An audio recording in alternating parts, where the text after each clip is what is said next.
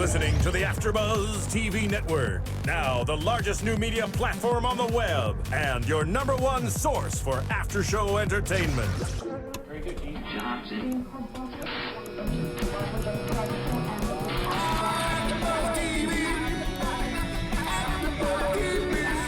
the AfterBuzz Studios in Los Angeles, California, presented by Maria Menounos and streaming live thanks to Akamai Technologies. This is AfterBuzz TV's The Originals After Show.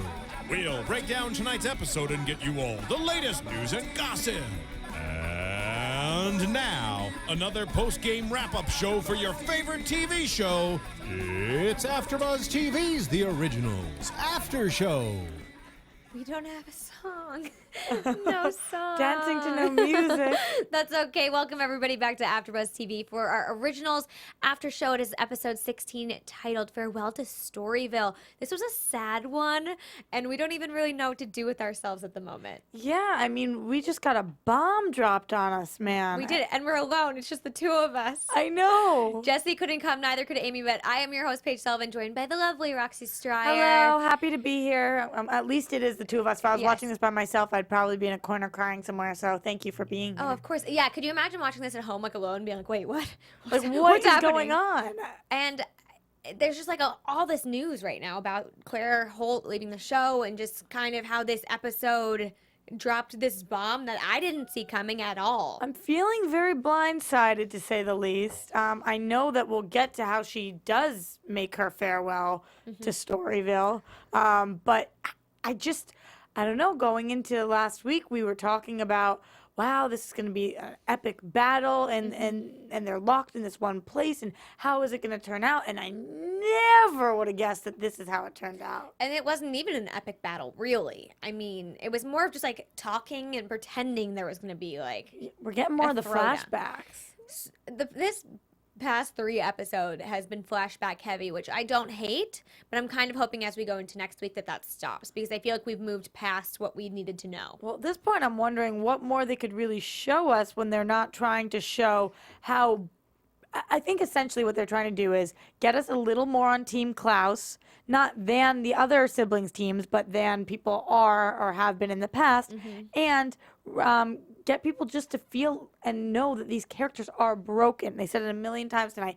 Each one of them completely broken. Look at their past. Stop judging who they are. Look at what they've been through and realize that is why they are acting the way they're acting. Right. And so, guess what? We get it now. Right, and I really do think it was a lot about character development, but part of it blows my mind. We just developed Rebekah to a point where I didn't really know all the things she did and what she went through and what she was willing to do for Nicholas. I called him Nicholas, but and now she's just gone. Yeah, it's crazy, and because we did come over from the Vampire Diaries, which you guys all know, we have some more information about these people, and it's almost like I felt like I didn't know Rebekah anymore. I thought I had her pegged, and I was wrong. Yeah, we were wrong. So we'll jump into it, though. We'll just start off. They are in the cemetery, and they are stuck there. And I take back kind of what we said. We thought it was like a lunar thing where just till the next moon, but I really do think it was like an entire lunar cycle that they would have been stuck in there. Yeah, because by the time that the witches finally got them out, it seemed to be Done. The moon, anyway. The moon was already up. And Right, I think it would be by the time that Haley is able to get her werewolf family free, whatever that lunar cycle is. I should have paid more attention in astronomy, I think. Yeah, or to my calendar, it usually used to have those like little moons, you know? Yeah, on we each blew page. it there. Totally We blew did. it. But so basically it is Klaus, I would say versus Rebekah, but it's more Klaus versus Elijah, because Elijah is defending Rebekah and will not let Klaus near her. Klaus versus Rebekah via Elijah. Yeah, and so Elijah says, you know, hide, just stay out of sight. You being here is just making him angrier. It's not going to help the situation at all. Right. So she's hiding, and I love how she's like listening to Klaus and Elijah discuss the situation, and like just like casually on the phone with Marcel, being like, "No, he's gonna kill me. We're stuck here, and this is what's happening." Right, because she can hear everything that they are saying, but when she's on the phone, there's no way that Klaus could hear what she's saying. Come on, Originals. We know better. I don't know if it's like you have to be like tuned in to hear it, like he was too busy focusing on Elijah, or Right, could be. But it seems that he's always been pretty tuned into her based on the flashbacks we get from the very beginning of the episode with the doll and her being afraid. I feel like he really always has been looking out for her, to a fault, of course, but I think that all of his attention is on her most of the time, so I would think that's something that he would notice. I would think so, especially when he's so enraged with her to be like, and now here you are on the phone with Marcel. I think in normal circumstances that would have sparked some kind of problem.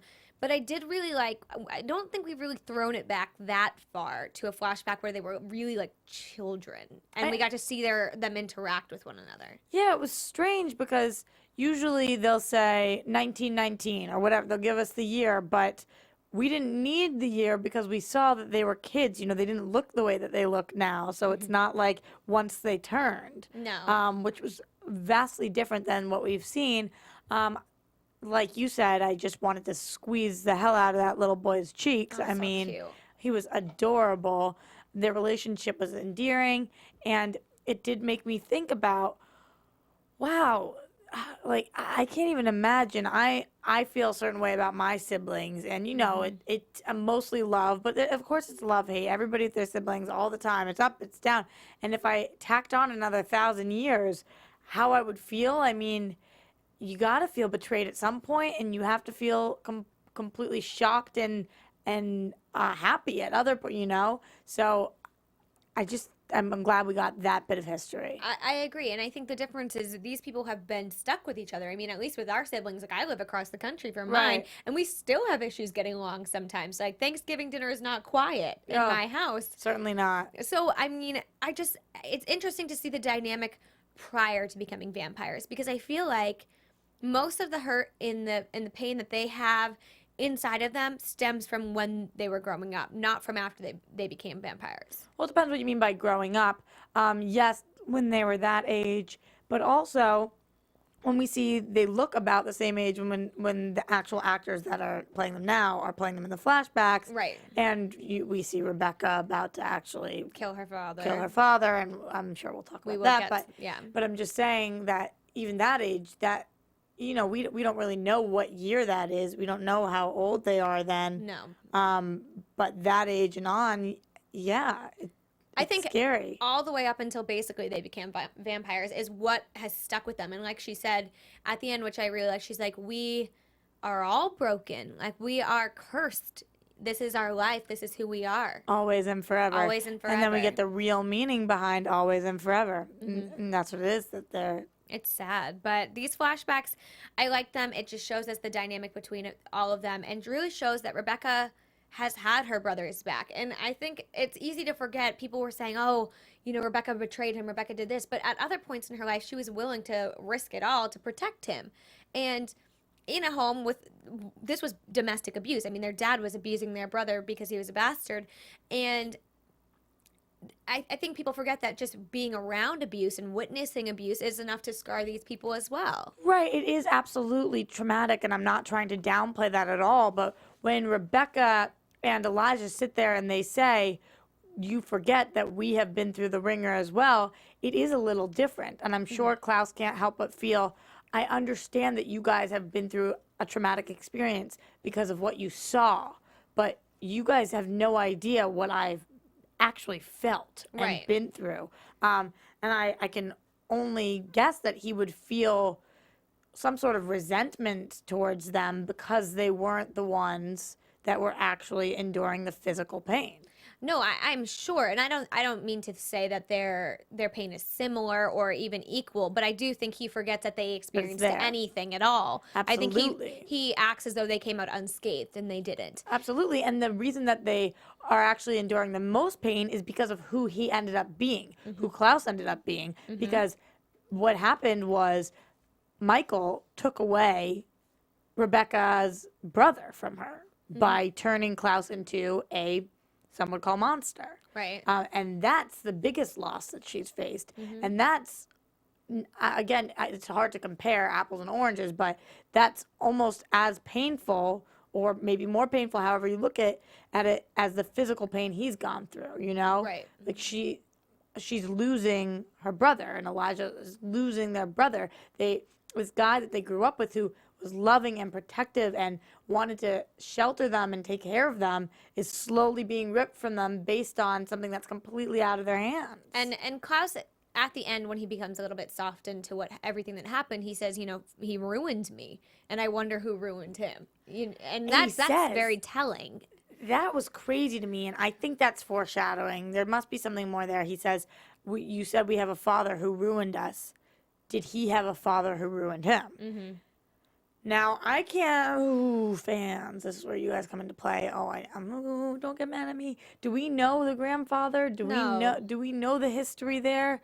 Is that something that, oh gosh, like, are we in for some more flashback stories? I mean, I don't know, or maybe it was just kind of showing a cycle. A lot of times, like when there's abuse, it's a cycle, it's a pattern of abuse that just keeps happening, and that's why they are a victim of it. And I think it's just even saying, father ruined us, and here I am, Klaus, ruining the people around me. That, and here I am about to become a father myself, and how I treat my offspring makes a difference. Right. And who I am as a person right now makes a difference. Right. And we'll just go through getting to this point. Right. With the siblings. We'll just focus on the cemetery and then jump to the side stories. Because, first off, it's just kind of a cat and mouse game, bouncing back and forth. Elijah's saying, you don't know what she did for you.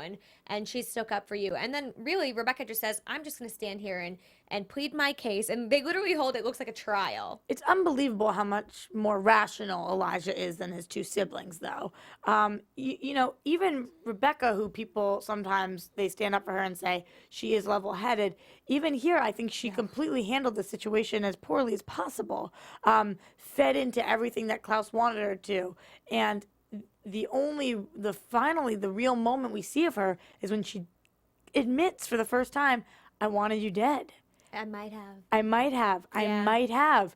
And just in the same way that he might have tried to miss her heart, I think you never really know. You don't let yourself go there with you don't have that conversation with yourself. Am I trying to kill him or am I trying to run him out of town? It's almost too much for any one person to deal with. So you don't even let yourself go there. You just think, I need him gone. Mm-hmm. You don't define what that word gone means, or if you are stabbing somebody, you say, I need to stab them. You don't say whether you're aiming for the heart or not, Right. So it's very interesting that these siblings are similar in that way. They are, and I think we said that last week. Elijah is level-headed, whereas Klaus and Rebekah act impulsively, and they really do act on what they're feeling. And here Rebekah is, and she just says, she's saying, I've defended you, Klaus, and you took away my happiness, and you stripped me of the things that I wanted in life, and you were cruel, and you were mean. I don't think that was the right way to go about it. I think she really could have gone into it and said, I was hurt, and say, I'm sorry, like it was a mistake, and I was in love, and you wouldn't let me be. Absolutely.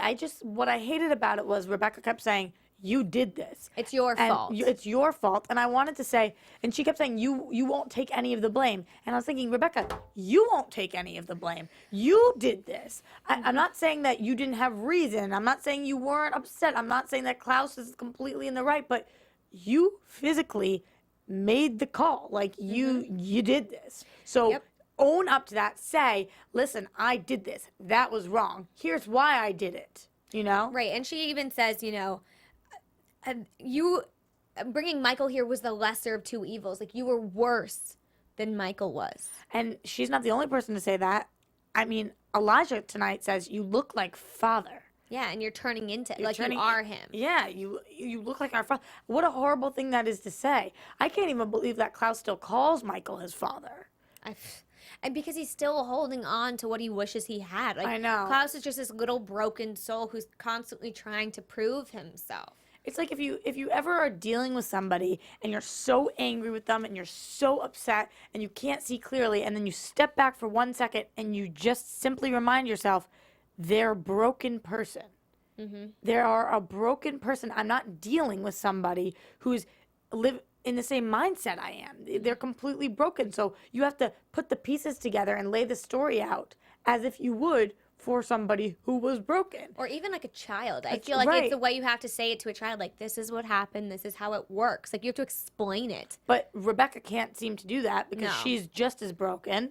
And Klaus can't do it either. What is it about Elijah that makes him be able to be less broken? Is he less broken? I think it's just their character, like the root of who they are. Rebekah is one of those people who takes on, like she says, she falls in love quickly. Like when she loves something, she's in that. And so I think watching what happened with her father and then knowing that they had to run for so long and she could never have a home, like the one thing she wanted, And her fear of abandonment. and her fear of abandonment, that's stuck with her. And like she says, I have a fear of abandonment, you have your issues, and Elijah, he just takes on all of ours. He can't even deal with his, because I think he is the epitome of an older brother. Like he's just taking on what they can't handle. Well, because we've already lost Cole and apparently Finn, who, sorry to say, completely forgot about. I forgot about Finn too. Cole at least is mentioned from time to time. I mean, that's because he was kind of mean. I mean, he really sticks out because he wasn't really that great. yeah, but it's hard to say that, because we would have said that at the same time. If you had asked who was worse, Cole or Klaus, it would have been hard to say. But now I just love Klaus. I love all of these siblings, which is why this episode is so freaking devastating. It's awful. And so, like, Klaus attacks Rebekah, loses control of the situation, and now Elijah has the dagger and the thing. He has the white oak, and he has the dagger. And so Rebekah, but at this moment, Rebekah hides again, and she's on the phone with Marcel, and she's saying, you need to run, because if you don't run, he's going to kill you like he's going to kill me. Right. How do you have the time? Marcel knows that. Stop calling him. Like, focus on what's going on. Like, focus on, fixing this situation.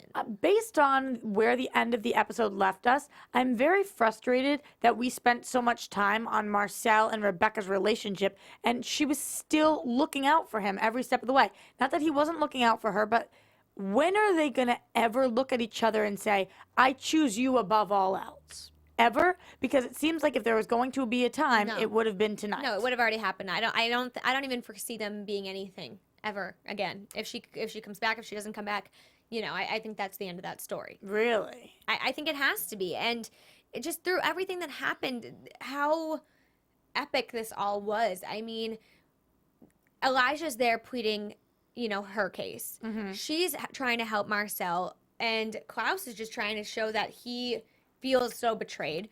And he ends up, him and Elijah get into this thing, and he even says, you're still trying to, redeem me. Like, you're all still trying to make me a better person. And that's when he stabs Elijah, and things get kind of crazy. But with the dagger, not the white oak. With the dagger. Oh, no, he puts, but, I get it. Like, Klaus is all about getting even. You did this to me, so I'm going to do it right back to you. He would never kill Elijah. I don't think the way he was saying, oh, I'll go through you to get to Rebekah. I'll kill you to get to Rebekah. Do you think, because Rebekah does question it, do you think that Klaus sought out to kill Rebekah and changed his mind? Do you think he never was going to kill Rebekah? Or do you think he meant to kill Rebekah and missed? No, I think he sought out to kill Rebekah and then changed his mind. But he still wanted her to feel what he felt. He's not the kind of guy who would miss. And no, I mean, he's Klaus. Yeah, and last week we hear him say, I don't want her to suffer, I just want her to die. Right. He basically says that. So I think that the only reason this week his mind changed was because of Elijah. Yeah, I think just remembering back to who she was, and the fact that they still were, I think that line with Elijah when he says, you're still trying to redeem me, reminds him that they're still trying to fight for the guy Klaus was, who he was as a kid. And so therefore he should look at them and think about who they were, and even if he can't be around Rebekah, which we find at the end, like they can't be around each other, but to remember who she was and just let her live, just let her do her thing. But it's very hard to watch as a viewer. We're sitting here and I'm thinking, yeah, you should fight for who he was, absolutely. But then I put myself in Klaus's shoes for a second and I think, wow, how frustrating would that be to never be enough, to always have them sitting there saying, we're fighting for who you were, we're fighting for you were. What about fighting for who I'm going to become? Okay, but the thing is, they've been waiting for him to prove himself being a vampire, show he has, just a little bit of heart left in him to care for the people around him and not just to be in control of the people around him. Absolutely. And so he hasn't proven that. Thousands of years have gone by and he has never once risen above the situation. And I think now he says, let's start a new story. Let's let this be a new story for us. That's his chance to be the better guy. But it's not for us. It's for us as individuals. Because they can't be together. I think there's... Because Claire's leaving the show. Well, because Claire's leaving the show, but even in general, if you grow up in a toxic situation and they've been toxic for each other this entire time, there's some people who aren't good together. Like separately they can thrive and be good people, but together it's impossible because they remind each other of what was and what happened and the pain. Absolutely. I mean, as you get older, you grow, and you either grow together or you grow apart. Yeah. These siblings clearly have grown apart. It doesn't mean that they could never grow together again, but right now, their growth's being stunted because of what they're doing, trying to force it together. Yeah. But I don't really understand.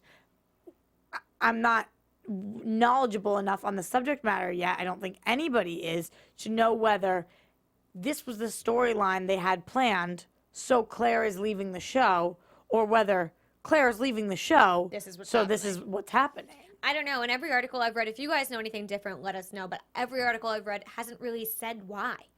They Like just why say she's leaving. And fans are devastated and she's leaving. And I don't really understand it because she's been, I think they said, since The Vampire Diaries, she's been in about 50 episodes. So she's been with us a while, since 2011, and that's a long time. Absolutely. And everybody was so excited when she made the transition over from Vampire Diaries to original, and she's the lead woman on the show. And it's strange to me because we already killed off Sophie Devereaux. We're going to kill off Father K. Rebecca's... I don't know, the hex thing. Well, they said it's irreversible, but I mean, who knows? That things always change on these shows. But now Rebecca's gone. That's 3. Celeste. Celeste is dead. I mean, that's a lot of characters who have held a lot of weight this season. And the one person I never thought was going to leave, was one of the originals. I mean, that is the concept of this show. That is the base of this show, is the original family. I would have said Haley was going to die before Rebekah did. Marcel before Hands down, Rebekah. any of them, anybody before the 3 of them could go. Yeah. And it's not like she's dead, but she's gone. It's just, I really do feel kind of blindsided, but, you know, they didn't film this episode tonight, so they have known, and I'm just wondering what came first, the chicken or the egg? I have to say, though, I think they handled it well. I liked the scene between Rebekah and Klaus when he's crying and he's saying, I loved you all, I've always loved you, and they're really having that moment to say, we care about each other, like always have, always will.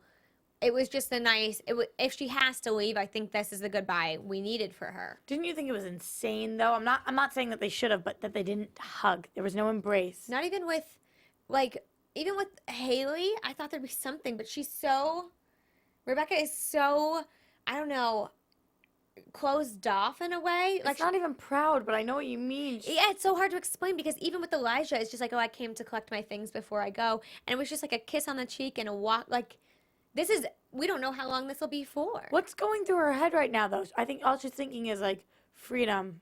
Get me out of here. I'm going. You know what? My mind's already gone. I know I'm leaving, so on to the next. And maybe it's kind of like the, fight or flight kind of thing. Like, she can't deal with her emotions right now because she knows she just has to go. And if she doesn't go, this is her last chance. This is her only opportunity at freedom. And if she doesn't leave, that's it. She blew it.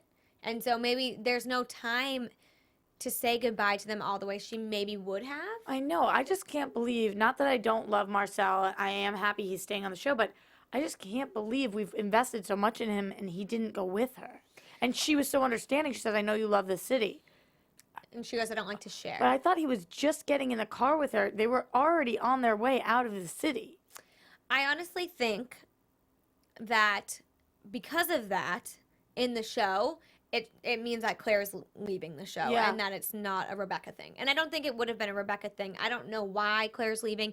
I don't know if it's temporary, permanent. I don't know. You would have to assume that she has another project. Well, that's what I'm saying. And because there's no other reason she would leave this show. Well, I hear that she's the best person, so I doubt that there was some sort of discord or anything. Yeah. No, and I just feel like, though, that scene, her end game in our minds was Marcel and Rebekah. That's end game. And that was something they've been fighting for. And to leave it just kind of like, okay, this is how it is. I think it's because she's leaving the show and Marcel's not. And what would be the point of having him leave just because Claire does? Right, absolutely. But that's why I feel like we've invested a lot into this relationship, more so than Elijah and Haley.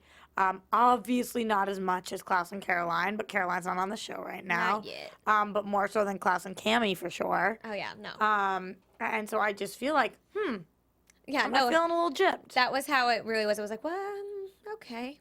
That was a strange thing to happen. Yeah, when you came in and told me in the studio, you were like, you're not gonna like this one. No, and even like her goodbye to Haley was so sad to me. Like knowing she's gonna miss out on what she's always wanted was like a home and a family, and New Orleans could have been that for them at one point. And now she's not even gonna be able to meet her niece or any of those things, which We're going to get her back. We're going to see her for at least an episode, I believe. I know they're saying no time in the near future, but we're originals kicks butt. We're going to be around for many seasons, I believe. No, I think they said there's opportunity for a guest appearance as soon as the end of this season or beginning of next season. Absolutely. They didn't kill her. No, so She wasn't white oaked. So maybe if the baby's being bored, she comes back for that, or If she had been white oaked, ooh, I would have been so upset. I would have lost it. I would have been like, I can't watch anymore. This is too much. Totally lost Too it. much. But wait, so who has the white oak right now then? Klaus. Not Rebekah? She gets stabbed with it. She doesn't pull it out and take it with her? No, I don't think it was like that. I think it was Klaus stabbed her. She was probably still in a lot of pain. He probably had to pull it out of her. He kept it. She has no need for it. She's gone. She's leaving. I don't know. I think she has it. I think Klaus has it, but I don't know. That whole storyline was devastating. But on the side, we have all this mess happening with like Davina. So Davina, Marcel, and Cammy basically is the trio. Yo, Davina creeping me out, man. I don't love Davina. I did love her character, but I kind of got used to the show without her. Didn't miss her that much. Now she's back on and she isn't really speaking, and it just feels uncomfortable. Well, she's mad. Everybody wants something from her. But guess what? A lot of what happened is Davina's fault. Like the way she used all that power she had. Like when she's mad that the ancestors are upset with her and the witches are angry with her, how can she be blindsided by that? Like she seems to be so shocked they're so upset with her and they're not going to let her just get away with it. You went against your people, the people who raised you, the people who were indeed trying to do something to better your coven. Absolutely. And you went against it. But to play devil's advocate, she's 16. She had a lot of influences going in and out, and, you know, she didn't know what to do. She felt conflicted. She was lied to by the witches, so she, in return, didn't treat them so well. I just think it's weird that she doesn't know whether she can trust Marcel at this point. He brought you back. Like, he is Think about their final moments. And he's nursing her back. He's, like, bringing her all these things. Like, he wouldn't do that if he didn't care about her. Right, I know. Because now she's not worth anything to him. Also, when she's like, Cammy, be honest, I know you want something from me. Yeah, that is kind of an annoying feeling, but if I was a witch and capable of saving somebody's Why life, wouldn't you? yeah, why wouldn't I? Exactly. No, and I think I think a lot of it has to do with the fact she's 16 and selfish. I think I know I was selfish as hell when I was 16. It's less about being selfish, more about the fact that you cannot see the bigger picture. Well, yeah, I guess that's what I mean. Like, she's just focused on, like, how she feels. Like, I'm so upset and I'm so scared and I don't know what to do. But, like, okay, well, Cammy's uncle's about to die. Rebekah's about to die, and Rebekah was going to help you. And that's the person Marcel loves. I mean, look at all of these things around you. What is more important right now? Right. You or them. What do you think about giving her back to the witches? I think it's the only choice. I don't think it's a malicious thing. I think... my one question is Genevieve's intentions true? Like, is she going to be like a good leader for these witches, or is it going to be a tyranny, basically? I don't know. I'm not sure, but what we do know is Genevieve is alive, which means that another girl Davina's age is still dead.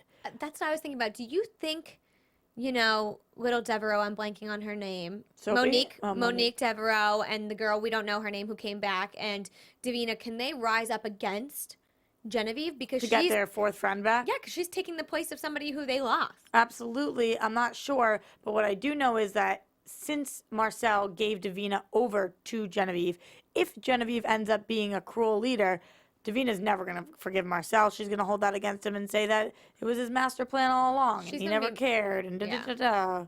I know. I feel like no matter what, he didn't have a choice, though. If he kept Davina, it's bad news for Davina. The witches would come for her. Right. And if he gives her over, maybe it's easier. Maybe it's better. And that way he's able to save Rebekah, kind of.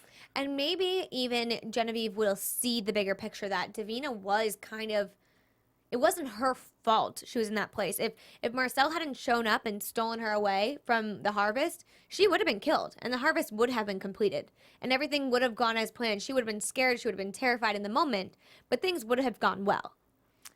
Would they have gone well? Because I'm starting to think about, we don't really know at what point Celeste took everything over. Okay, well I forgot about Celeste, but I'm saying in terms of the harvest, had Marcel not stepped in, Right. Davina never would have had all that power. Davina never would have had to go against the witches. She never would have felt betrayed by the witches. It would have never been a question. Absolutely. So maybe Genevieve sees that and sees, she was taken advantage of. Hashtag where's Josh? Hashtag where is Josh? And that's the other thing. I want my gay best friend back. I know. And she was saying we got to get Davina away from the vampires, but I think that's the one vampire that she trusts above anyone right now is Josh. Above She's Marcel. the one person, the one, Well, yeah, the one thing. Yeah. Whenever I call them a person, everybody's like, they're not a person. They're vampires. They're dead. The one item. Yeah, the one Individual. I wouldn't say living thing because it's not living, but yeah, you get the point. So I'm interested to see where that goes, and I kind of don't know how I feel. Like I don't really understand why Cammie's involved in this situation. Don't get me started on not understanding why Cammie's involved in any situation. Okay.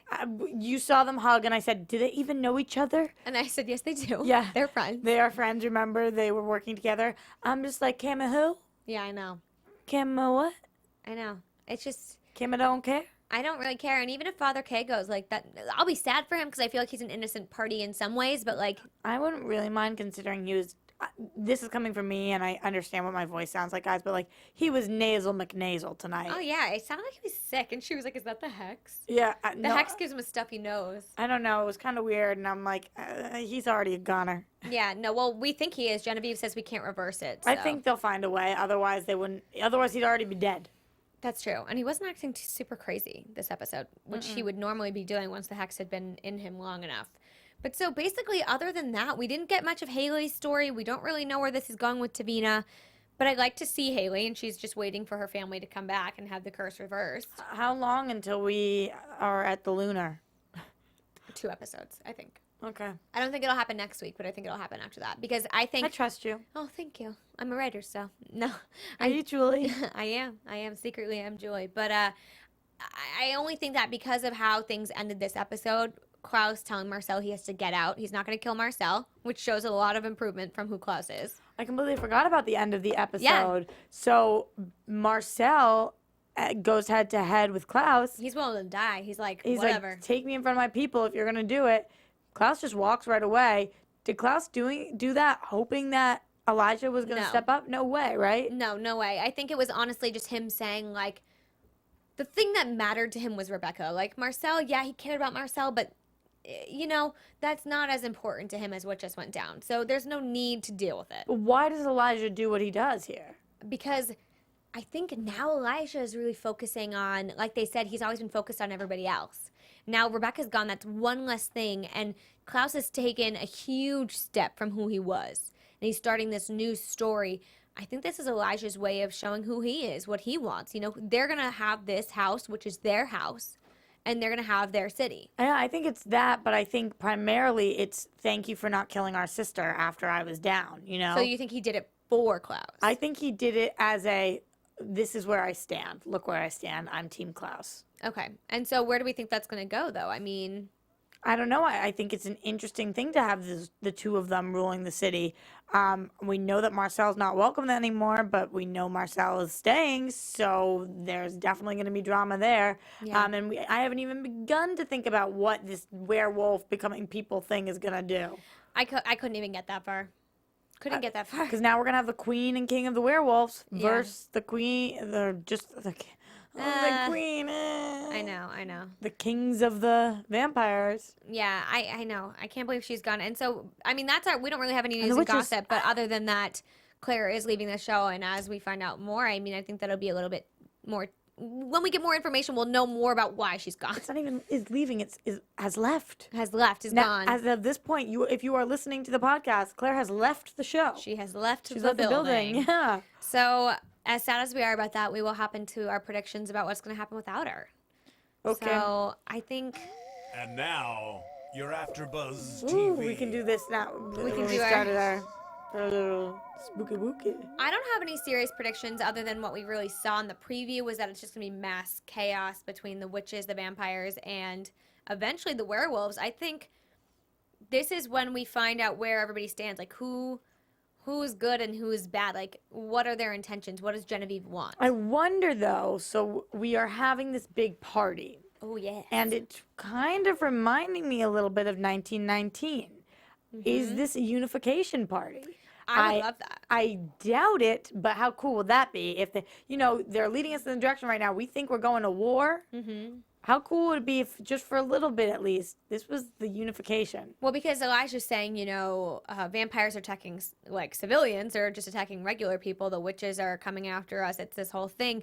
Maybe that is what the end goal is. I don't know if that'll happen next week, but maybe the turmoil and all the devastation that's happening will lead to a unification, kind of like it was in 1919. Right, absolutely. We still don't know where Genevieve and Haley stand with each other. That's a little dicey. A little dicey. But also, we see an Elijah Haley moment. Maybe a makeout sesh is coming our way.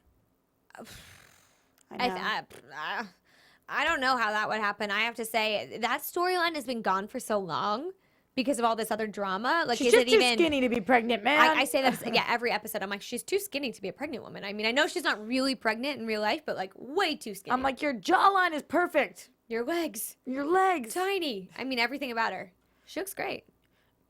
For a little thing. For a little thing. But I'm interested to see where that werewolf storyline goes and how that will tie into the Haley Elijah baby thing, because Rebekah says you protect her because every enemy that we have will become hers. So I think if there is a unification, it will be because of a bigger thing coming, an outside force coming for what this baby is. Also, the fact that Klaus is now trying to get back to his roots, and the werewolves are part of his family.